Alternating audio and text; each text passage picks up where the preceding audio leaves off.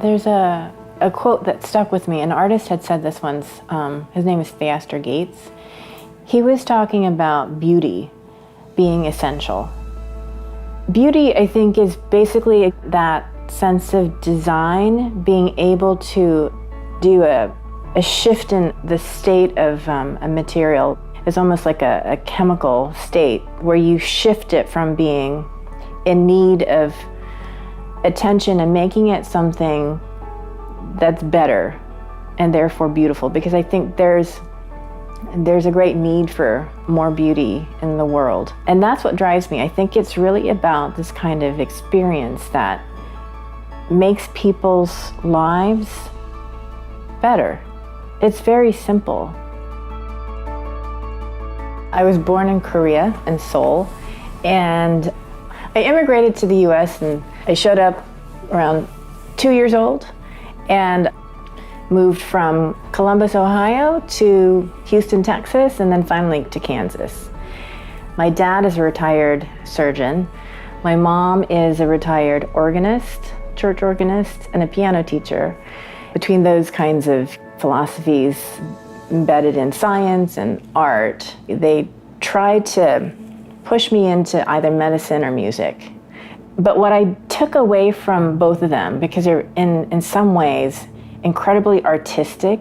My dad was this incredible illustrator, and he's always doodling, and I think he missed his calling as an artist, to be quite honest. And my mom was always decorating our home. She's constantly changing the wallpaper, the furniture. I don't think they realize in terms of their tenacity in search of creating a sense of place, because design has so much power to improve people's lives. And it's really that change of state where you take something, shift it, and you design it into something that's better. And it really inspired me ultimately, and I didn't know this until, I don't know, well into my career, that they really fueled that love of design for me. The ability to control your environment and improve it and improve people's lives is what they were doing for me all the time. Imagining as big as I did, or I thought I did when I was growing up, I never thought it could be something as crazy and complex and multifaceted as this place. So, I do feel a great debt, a gratitude for being so lucky to land in New York. When I walk around the city, it's kind of an opera of kind of sensory bombardment, and it reminds me of how much I don't actually know yet. There's so many other people that I haven't thought about. As much as I feel like I know what people want or need, it's the city that always reminds me that there's an infinite number of stories to still unpack. This is something that kind of fueled a mission statement that I helped rewrite a couple of years ago for my company, FX Collaborative, where we were talking about designing a better world. And now we're really being deliberate about letting other people in and speaking up, because we are understanding how to make it safe for those stories to be told. So I am personally just thrilled and relieved that we're actually doing this now. So it's like a new beginning. I'm not the only person of color in the room. I'm certainly not the only woman in the room. It's happening. It's finally happening. And the new generation's coming in. They're expecting and demanding, a level of balance and lifestyle and equity and inclusion, that's extraordinary. I'm so excited for it, all of it. The transition into being a design leader and keeping all the other aspects of my life in order has always been a bit choppy. I have to be completely honest with you. I have not done it very elegantly, I think. But because my parents helped me develop some really useful muscles and to be strong and kind of take on a lot of workload. But I think it's also a revelation and something that I've taught myself with the help of a lot of other really smart people, and especially a lot of smart women, is that you don't have to do it by yourself. So to have help or demand help even to raise your family is not a bad thing. But you know, my kids are watching me, and it's really about them. I mean, they are my entire world. So it's interesting to hear that they liked seeing me work. They know that when they are grown up and they're working themselves, that there's definitely more than one model to follow. And my husband, he does all the cooking in our relationship. I can't do any of this without him. And especially because he has come along this journey with me, he is going to continue to evolve until the very end. But we're having a fun time, you know, re-educating ourselves. So, I mean, that drives everything I do in terms of, you know, the kind of work that I try to achieve. And it's not something that you can draw a direct link to. It's just more of a feeling. Anyway.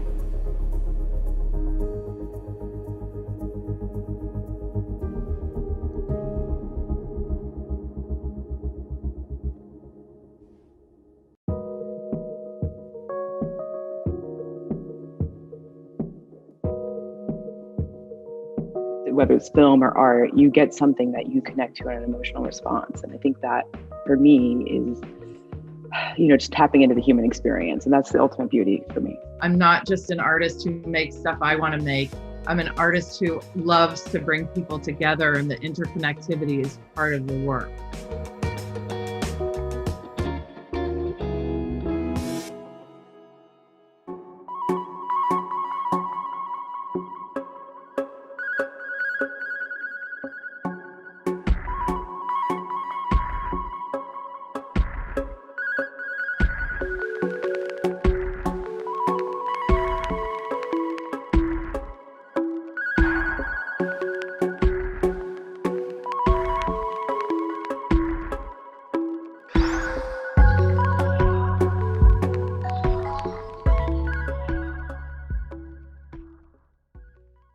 Hey everybody, this is Cindy Allen, and today is a big anniversary celebration.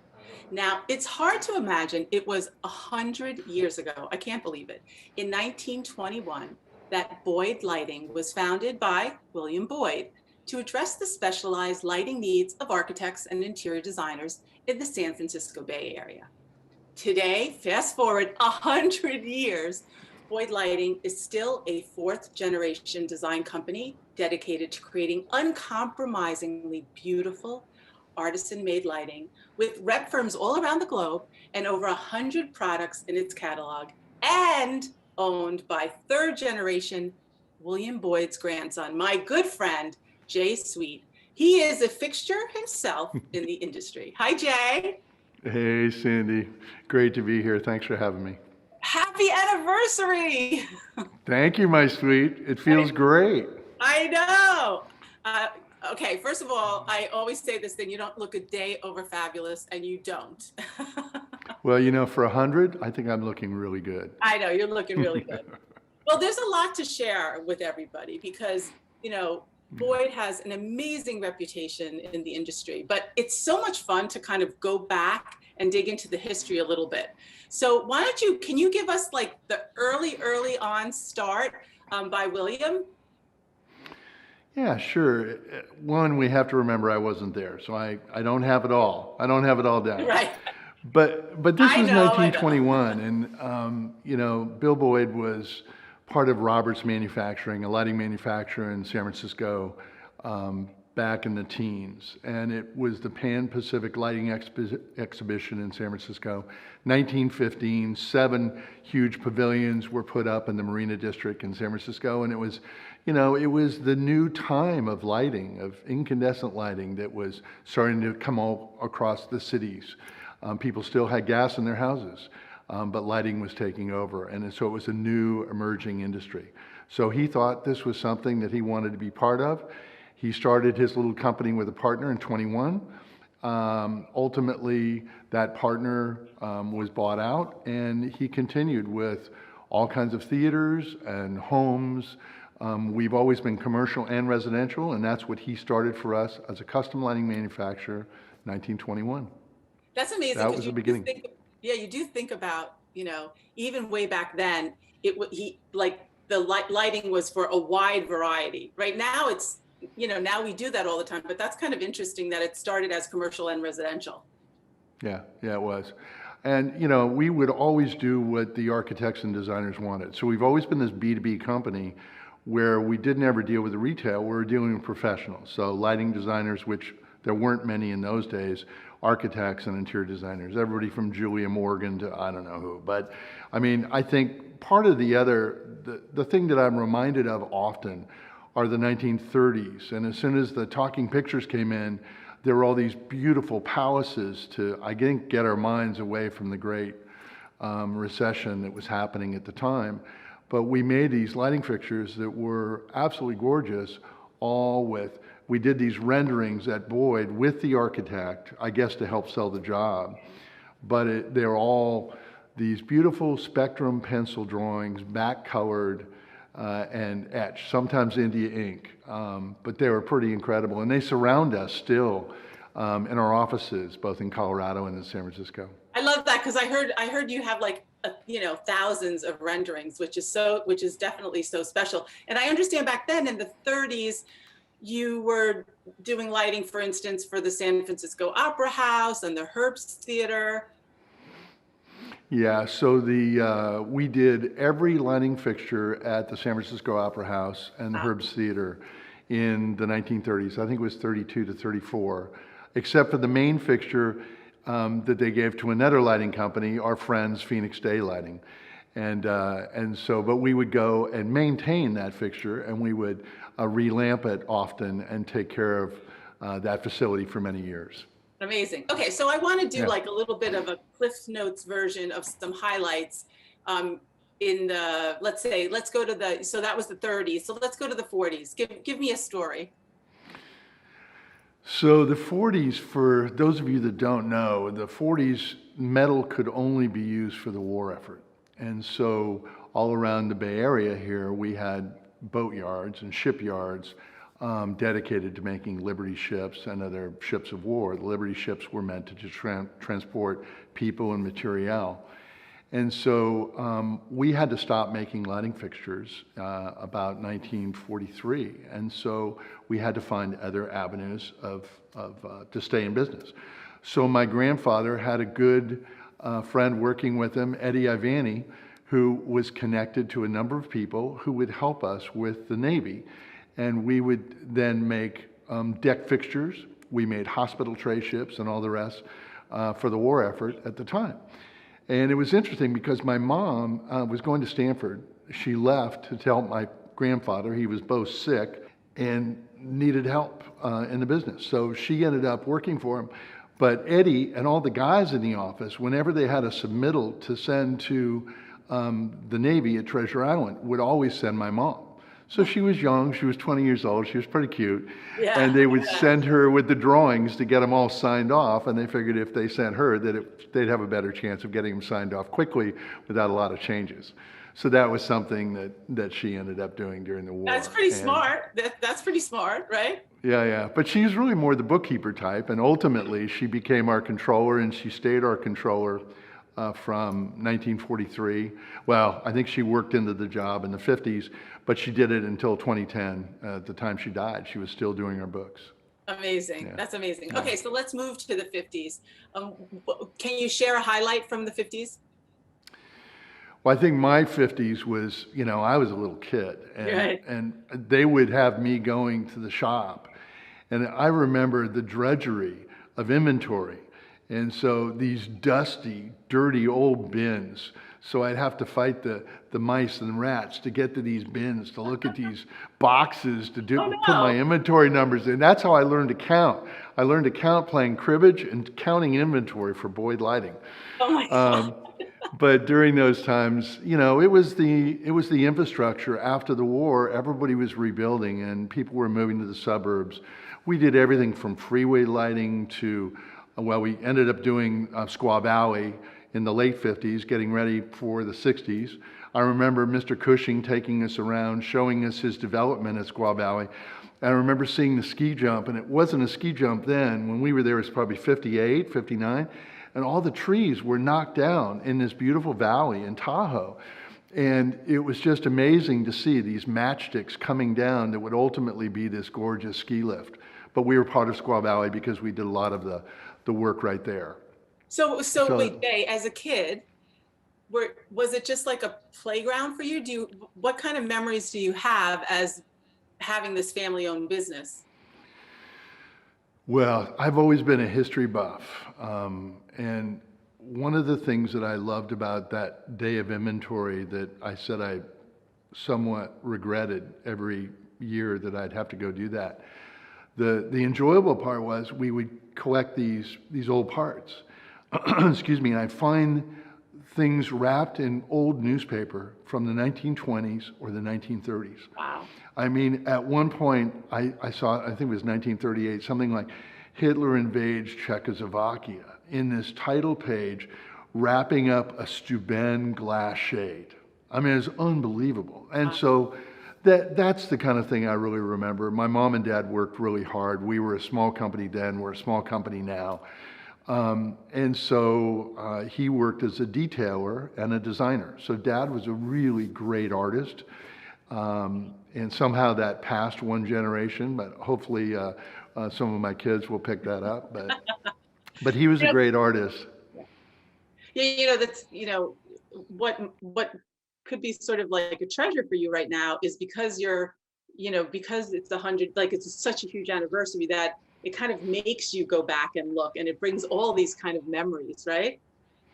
They come flooding back. It's amazing, and I love it. And part of the, doing this interview, just thinking about it, and also too, it's the anniversary today and tomorrow of my dad's death. And so, yeah, this strikes me every once in a while as the more sensitive sort. It's amazing, and I love thinking about it. It's hard, and it's also great. That's so beautiful. Okay, all right, so let's keep going. In the 60s, I know you were telling me about this amazing Hawaiian Palace thing, right? The palace that you guys provided lighting for. Tell us about that story. Yeah, so it was the Ilani Palace of the Kings, and it's the only palace in the United States. Wow. And as you know, we kind of secured the islands of Hawaii as kind of a security measure to protect our West Coast. Translated, we stole it from the Hawaiians. And but there was a monarchy in place and so we found a way to move around that monarchy, and ultimately it went away. But the palace was there, and it was used as government offices. And so for those of you that used to watch Hawaii Five-0 or the show after that, they still shoot to that Hawaii Palace, the Ilani Palace of the Kings. Wow. And so my dad and my mom received these photographs from the Friends of the Ilani Palace, and all the lighting fixtures, all the furniture was taken from the palace in the ensuing years after the monarchy was gone. But the Friends of the Ilani Palace wanted to bring it all back together again and to reproduce it just as it was. And so they grabbed photographs, they secured newspaper clippings, they got whatever they could, and they gave it to us to remake the lighting fixtures that were very similar, if not the same, as what was there originally. And so I think that was the capstone of Dad's career. He absolutely loved doing it and working with the Ilani Palace. We created these drawings, we created the lighting fixtures. Like we make most things out of non-ferrous metal, we made these out of brass or bronze or copper. Yeah. And he even worked on the trimming of the crystal chandeliers and reworking the crystal chandeliers so that they would be just perfect. So we did almost all of the interior lighting fixtures for the Ilani Palace of the Kings. So then Jay, let's talk about, so you took over in the 70s. What were some of the things that you were excited to develop?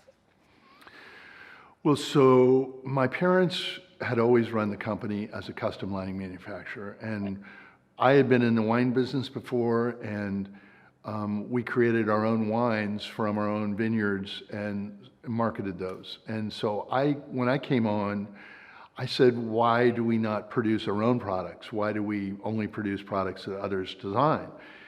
And they said, well, that's the way we've always done it. It was the same thing when I said, why don't we do a catalog in 1979? And they said, well, we can't have a catalog. I said, why not? I said, well, we've never done that. So, it's that kind of situation. So they had started out with Dorothy and Harry Lewenda at Needler Faucher with a couple little stick-style floor lamps known as pharmacy lamps that we had made for Billy Gaylord, Val Arnold, Tony Hale, all the designers in San Francisco back in the day. And so, but Dorothy and Harry said, why don't you give them to us in LA and we'll start to sell them. And so that was when I came on. My parents were having a little bit of a problem organizing both the custom and the line at the same time. And it's hard to do those both in the same shop. Yeah. So we ended up starting to do that. And then I said, well, we started with these few lamps, let's do a few more.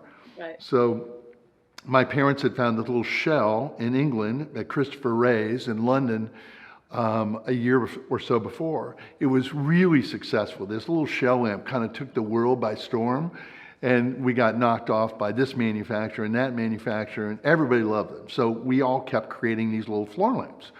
And so we did that, and then about 79, I said, why don't we start a catalog so that we can bring more of our designs to the public? In other words, it's our IP, it's our design, or we design it with other designers, but it would be our design. And if we kind of tuned into the zeitgeist of the times, that this style and look would be appropriate. And if we were successful at doing that, maybe we'd have a business. So we kept doing custom, and we did the little lamp line. And then we started to develop that. Well, so a big shout out to Michael Vanderbijl, who is definitely like an icon in the industry. And it sort of also proves the power of design in many different forms, right? Because, by redesigning the brand, like that was like legit, right? It's sort of like, it was great. He was developing the brand. It sort of made you look bigger than you were in a way, right? Yeah, and that was a problem in a way, because we didn't want to be this big company. We've never aspired to be big. We've always wanted to be great, but we didn't want to be big. But Michael is a wonderful guy. He's and amazing. And over the years we've been friends, and he did our graphics for 30 years, But there's something that he has that is really, really rare, Cindy. He has the ability to take this idea. I think his greatest strength is taking an idea and distilling it down into one icon. And he's done that in showrooms for many different manufacturers, even for us when we had our showroom in the Merchandise Mart in Chicago. But he has this way of distilling down a concept into a vision that people can understand.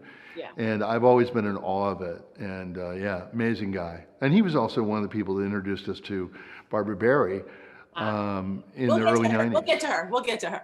Yeah. We'll get to her. All right. So fantastic. So now you're the chief. You're the chief, and you're making all these really new kind of decisions, which are helping grow the brand. I do want to talk about a few buildings that were really important in the history. So we talked about the palace. There was also the Fairmont Hotel. But then your building, the 944 Folsom in south of Market, right? Let's talk Right. about when you your first, building, your first showroom. That really was like became a light fixture itself, right? It was so important. I remember it. I remember being like so moved by it. That's really sweet you say that, because that You remember. is what ultimately happened. It ended up being a transformational building for us, but I think for anybody that was in the building, and it became kind of the psychological reminder to us that design is so important in people's lives. We all seek for beauty and function and all the rest, but really what we want is be transformed into the place that we feel safe or comfortable or loved or whatever that thing may be. So back to 944 Folsom, we had rented the building from the Anderson family as long as I knew Boyd. So we had moved from Post Street and then a little alleyway in San Francisco in the 20s to 56 12th Street in 1934, I think. And we were there until 1996. But we had rented this building for so long and we were getting bigger, and we wanted to have a space, a much bigger space. Both for our offices, but we had been growing more, so Colorado was taking over more of the production. We wanted this for kind of this corporate office. We wanted for a design studio, and we wanted to send a message to the architects and the interior designers of, we believe what you believe. We believe in great design. So we hired this dream team. It was unbelievable. And so together we created this building that was amazing, and mostly not me. I was just the bystander, the facilitator, but it was this building that looked great, that functioned great, but when you were in it, it felt great. Yeah. And it was so organized, and yet it was so beautiful in this very Spartan, simple way.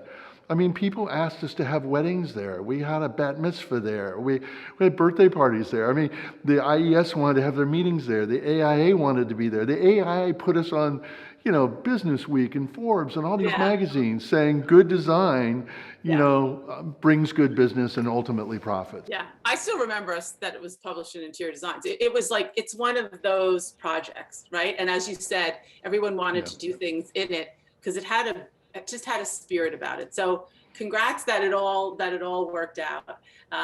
Fantastic. Yeah. It's a great memory when you think about 100 years. Okay, now let's talk about some product, because it's nice to also dig into some of those early relationships, and then we'll kind of fast forward to today. But you were mentioning Barbara Berry and the Presidio Collection, right? Yeah. Well, so it was before that. It was the first one. Yeah, well, we had the Pacific Heights lamps and the Nob Hill and the Piedmont lamps, and that was something that was pretty special. And Barbara designed those, I think, about 1995, and we still have the Pacific Heights in our line. And so, I remember the Pacific Heights with those beautiful tapered, right? Yeah, exactly, very tapered, almost Edwardian. And then the Presidio Collection started about 2001, and Barbara hit it just perfectly with the Presidio Collection. It's still in our line. I mean, I'm often seeing TV shows where we had a little a wall sconce with two arms, square, half-inch arms with a long rectangular horizontal shade. That was the most knocked-off lighting fixture. While we have IP on a lot of products, we didn't have IP on those products in those days. And everybody jumped on them, and they're all over. And to this day, I see them on TV all the time. Right. But so it was a super successful collection, and that was done in 2001 too. And we still see some of those products in our line now, and they still sell. And they're still, and the Pacific Heights is probably one of my favorite table lamps of all time, and it's, 26 years old. Amazing. Now, you know what I love? I love that Boyd did all these renderings that didn't necessarily remember. And then you started working with Barbara Berry, and those watercolors were also very iconic to her work. So that was like a very special kind of connection. Okay, so now you're going to give me like your favorite product from, we're going to play a game. I'm going to name the designer, you name the product, okay, that you love, all right? Or that's done really well in the line. Deirdre Jordan. Oh, Deirdre Jordan, what a doll. She created the Loop series. She's done a bunch of different products for Boyd, but I think the newest, the Loop series, is off the charts amazing. It's strong, but yet it has this femininity, and it has this curving glass, unbelievable. Deirdre Jordan is fabulous. Love Loop, by the way. Okay, Roger Thomas, our dear friend Roger. Roger Thomas, yeah, the Scorpio. Scorpio Yeah. for sure. It's beautiful, and it has this concept of texture and tradition and modernity that is off the charts. Great juxtaposition in one lighting fixture.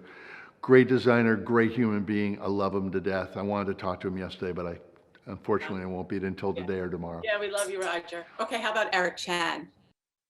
Oh, Eric Chan. Well, my favorite one is one that we always used to kid. It looked like Arnold Schwarzenegger's jockstrap, but it was this very modern jockstrap. You've never seen one like this. It's now out of the line. It was a full-on casting, and the Chan wall bracket was probably the finest thing that I think he's ever done, next to the Prometheus, which he did coming right out of UC Berkeley Architecture School. Wow, wow. So you have all these beautiful relationships with designers and doing these collections, but in-house you have some big talent too. Yeah, I mean, Doyle Crosby has been fantastic. unbelievable. And one of the newest designs, if you said, what is my favorite of his? I mean, I have so many, but it's the Ghost right now is this incredible 36 or 48 inch round donut, if you will, but it's very, very, very thin. And it illuminates the acrylic with LED side light around it. Yeah, absolutely beautiful. And then you look at Doyle too. He's done something like the Totem, which is this kind of 60s throwback. That, you know, I told him we were redoing our Palm Springs place, and a lot of the 60s things were kind of coming back, and you know, both in Florida and in California and other places. And so he said, I love Googie design. So he kind of did his research and got it together and did this Totem. And while it's not the clean, modern, current look that we always do, it was kind of a nod to the 60s in a Boyd way, using LED, you know, kind of our concept of beauty, but with brains too, you know, having a beautiful package, but also having an engineering concept where you don't see the lamp source, it's efficient and all that kind of stuff. So. Yeah, first of all, I love the Totem. I love the Santa Fe. Who designed that? You did. No, I didn't design the Santa Fe. I'm so That was proud of Deirdre. you. No, that was Deirdre Jordan. Oh, it's No. so But see, that's the other thing we got to remember. It's not about us, Cindy. It's really about our clients. You know, it's about those interior designers. It's about those lighting designers. It's about those architects. In a way, I mean, I kid that we're just a tool. We provide them this little part that they use to create the magic. We don't really create the magic. You know, you create the magic. It's the architects, it's the interior designers, it's you who facilitate this kind of thing. And when we make a product that can be complementary to who we think are great designers or are designers that want to use a product like ours, and they can create the magic and can create transcendent experiences for their clients, we're there. We've done our job.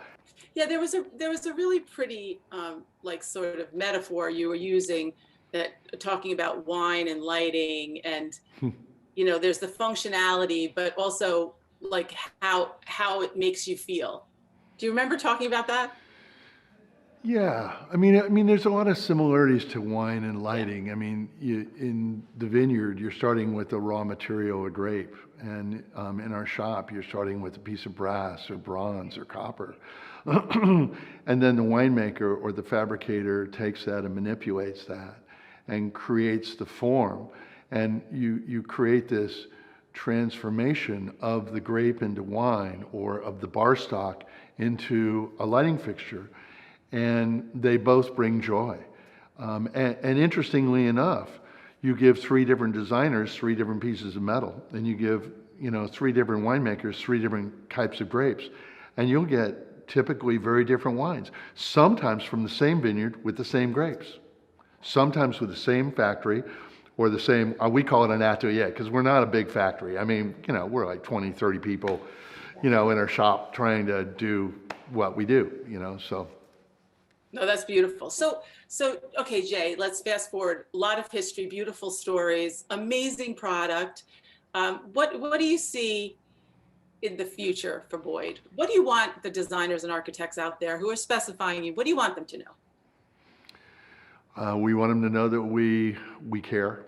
We want to be contextual with the kind of jobs that they want to do. We want to create products that are absolutely gorgeous, that are going to function as intended, that will be closer to maybe not the cutting edge of technology, but near that.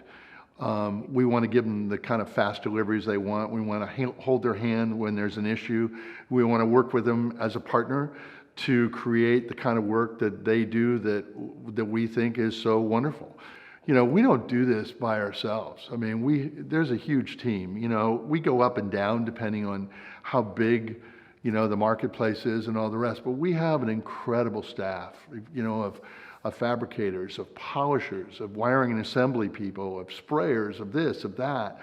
And our shop sometimes can be 50 or 60, and sometimes it's 20, 30, 40, but we always have a core of great people, because you don't do what we do without great people, from the customer service side to the purchasing side, all the way through the shop and through design. And they have to care, and they need to treat the product like their own. And that's one of the things we constantly remind everyone is, consider that this is going to your house. Consider this is going to your business. Consider this is going to be in the bank that you're going to visit. How do you make certain that the client is going to be just delighted with what they got? Not just happy, but delighted. Right. No problems. This is the first 100 years, Right. Now as we step into the next point, it's going to be the next 100 years. And, our son Skylar is an amazing guy. And he's worked at Boyd since he was a little kid. He really always loved Boyd. And then he started in earnest in 2012. And he loves design. He loves architecture. He loves designers and architects, working with them. And so he also has a vision for the next 100 years that you'll hear about ultimately from him. And so he'll begin the next 100 years for our company. And I'm really proud of what he's done. And I really look forward to seeing what more he's going to bring to us, because it's been his vision in the last few years that is creating the kind of designs that we're seeing right now. And I couldn't be more proud of that. Right. Well, first of all, we are delighted by you. I love that you're passing the torch, so to speak. And I want to thank you, first of all, for everything you've done for the industry. Jay is like an icon. You have so much spirit, so much passion and love, which we all appreciate. And as we look to the next 100, I just want to thank you for illuminating our industry and illuminating the world. Boyd Lighting, a huge congrats, 100 years, amazing. Big love. Thank you very much. Big love. Love back at you. Thank you, Cindy. Bye-bye.